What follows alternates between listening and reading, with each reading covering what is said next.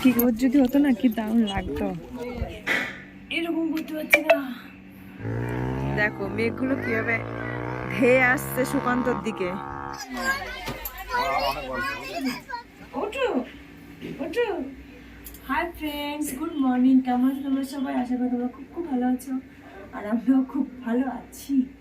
আমরা আজকে ফিরে যাচ্ছি, এখন বাজে 10:45। আজকে আমরা চলে যাচ্ছি, আর বাইরে দেখো রোদ উঠছে। রোদ উঠছে মানে সেরকম মানে সোনালি রোদ ওঠেনি, হালকা হালকা রোদ উঠেছে, বৃষ্টি হয়নি সকাল থেকে।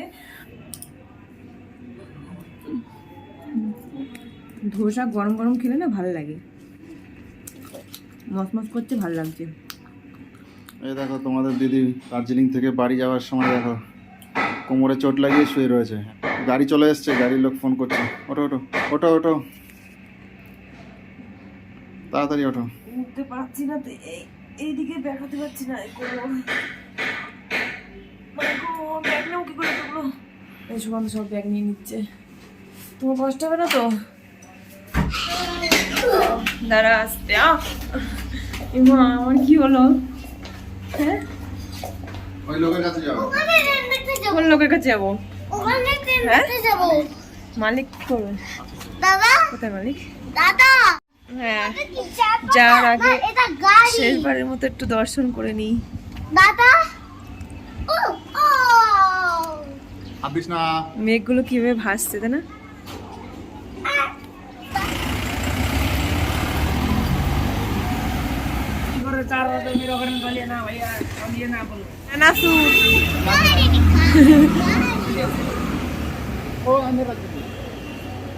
নিয়ে চলো, কি বলছো?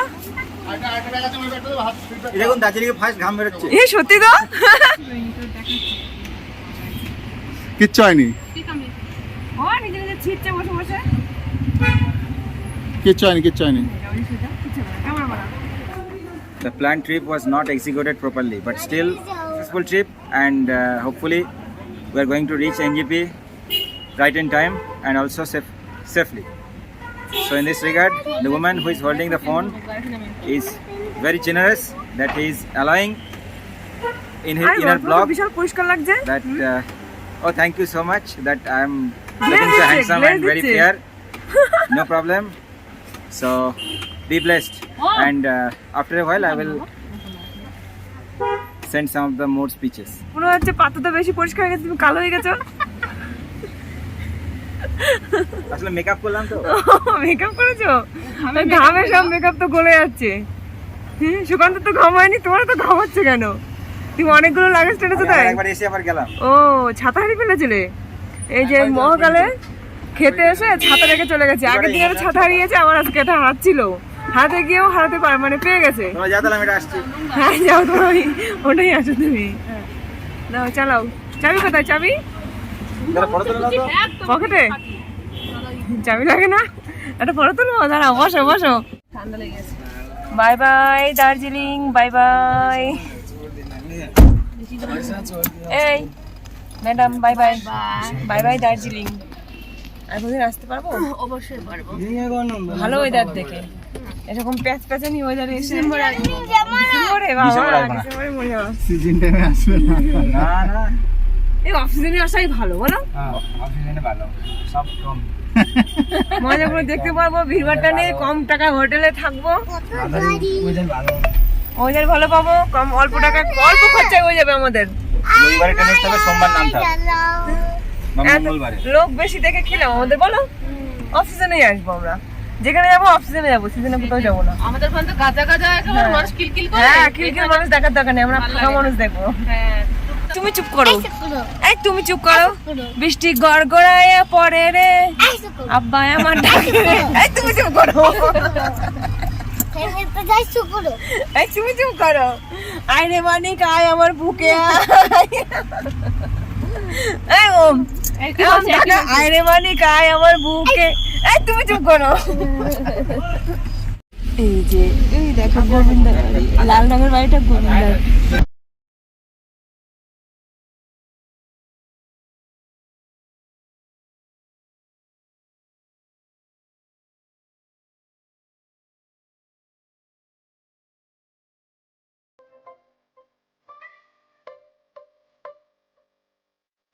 তো আমরা এখন এসেছি কার্শিয়াং, আর এটা একটা ভিউ পয়েন্ট। এখানে লেখা আছে আই লাভ কার্শিয়াং। ড্রাইভার এখানে একটু নামালো, বললো যে এখানে একটু ফটো টটো তোলো, এই জায়গাটা খুব সুন্দর। দেখো মেঘগুলো কিভাবে ধেয়ে আসছে সুকান্তর দিকে। সুকান্ত সরে যাও ওখান থেকে, মেঘ আসছে তোমার মাথার উপরে।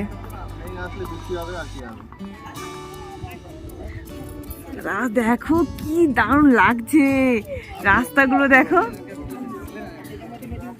পুরো খোলা খোলা, মেঘে ঢাকা।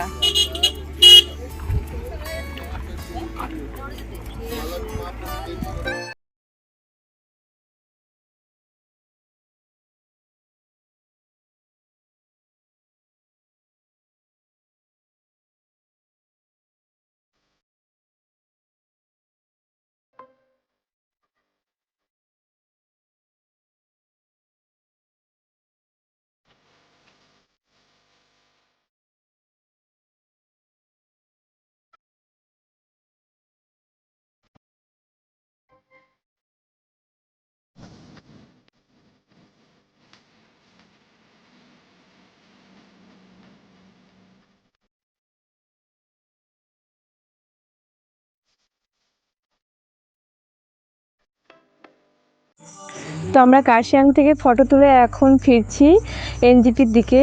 তো যেতে যেতে এই দু সাইডে গাছ, পাহাড়, রাস্তা, আঁকা বাঁকা রাস্তা, এই দৃশ্যটা এত সুন্দর লাগছে, পুরো মানে চোখ জুড়িয়ে যাচ্ছে। তো আমি তো মিডিলে বসেছি, পার্থদা সামনে বসেছে। দাদাকে বললাম দাদা একটু ভিডিও করে দাও। তো দাদা অনেক বড় ভিডিও করে দিয়েছে, পুরোটা রাখিনি। মনে হচ্ছিলো যে পুরোটাই রাখি, এডিট করে কেটে দিয়েছি অনেকটাই, কারণ এত সুন্দর লাগছে না, মনে হচ্ছে পুরোটাই রেখে দিই। তো দেখো কি দারুণ লাগছে না, পুরো সবুজ আর সবুজ, অসম্ভব সুন্দর লাগছে, পুরো চোখটা জুড়িয়ে যাচ্ছে। তো দেখতে দেখতে চলে এসেছি আমরা অনেক নিচে, মানে প্রায় অনেকটাই নিচে চলে এসেছি। আর একটুখানি গেলেই নিউ জলপাইগুড়ি। তো আমাদের খিদে লেগে গেছে। ড্রাইভার বললো যে এই হোটেলে খুব সুন্দর রান্না হয়, জলপাইগুড়িতে অত ভালো খাবার পাবে না। সত্যি দারুণ রান্না হয়েছে এখানে।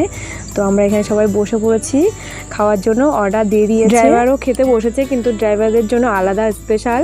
এই যে আমি যেখানে বসেছি তার যে দেয়ালটা আছে, ওই দেয়ালের মধ্যে একটা ছোট্ট রুম আছে, ওই রুমের মধ্যে যত ড্রাইভাররা আসে সবাই ওখানে বসে। ডাল, এটা মনে হয় লাউ তরকারি, বলো, বাঁধাকপি, স্যালাড আর উচ্ছে ভাজা। দেখো তিল দিয়ে উচ্ছে ভেজেছে। আছে বাটা মাছের ঝোল, আর আছে এখানে চিকেন। আপ্পা হোটেল থেকে পেট পুজো করে আবার গাড়িতে উঠছি। খুব সুন্দর রান্না হয়েছে, শান্তি পেয়েছি খেয়ে। তো চলো আবার যাওয়া যাক।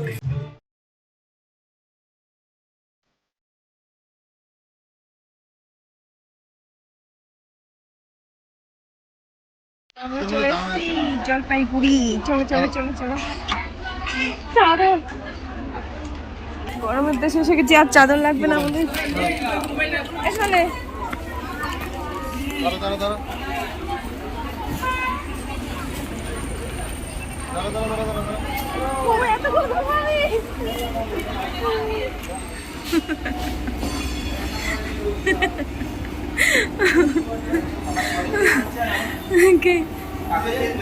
হ্যাঁ আপেল খাবে এখন?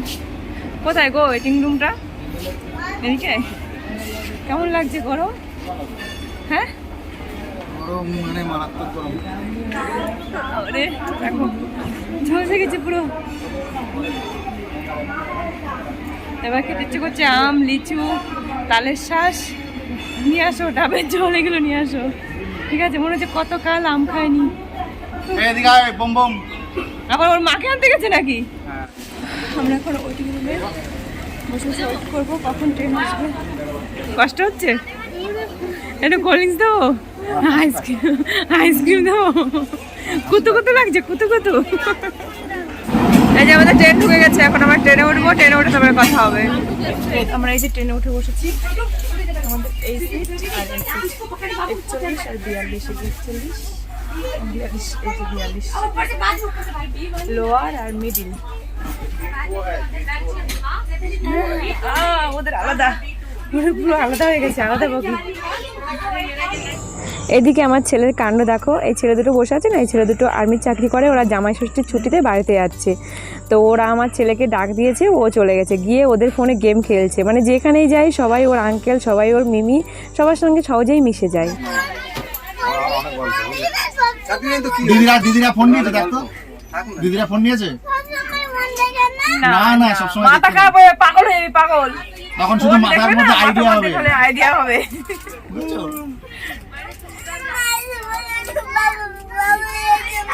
হ্যাঁ, পাগল হয়ে যাবি। বাবা পাগল হয়ে গেছে।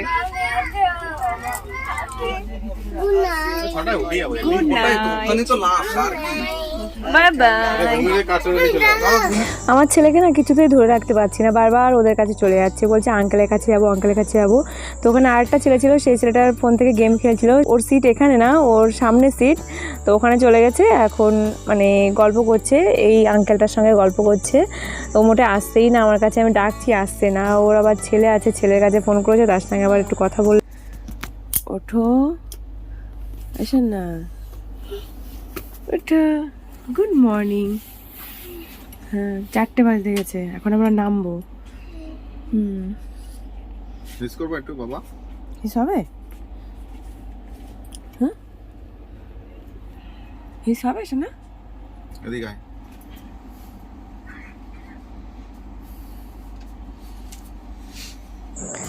আমরা ঘুমাচ্ছিলাম আরামে, ভোরবেলা ডেকে তুললো সুকান্ত যে ওঠো ওঠো, এখনই নামতে হবে।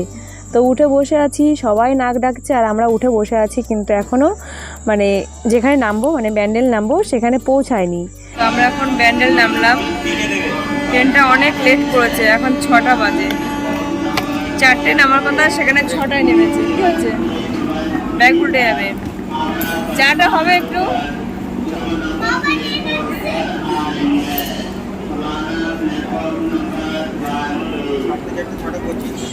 তো অবশেষে ট্রেন আসলো, এই যে ব্যান্ডেল থেকে আমরা এখন ট্রেনে উঠে গেছি। আর এখন দেখো গঙ্গার উপরে যে ব্রিজটা, সেই ব্রিজটা পার হচ্ছি, মানে ব্যান্ডেলের। তো পার হয়ে আমরা চলে এসেছি নৈহাটি। নৈহাটি থেকে আবার ট্রেন ধরতে হবে, ট্রেন ধরে তারপরে আমরা যাব শিমুরালি। এখন আমরা আবার উঠছি নৈহাটি থেকে, রানাঘাট লোকাল, শিমুরালি নামবো।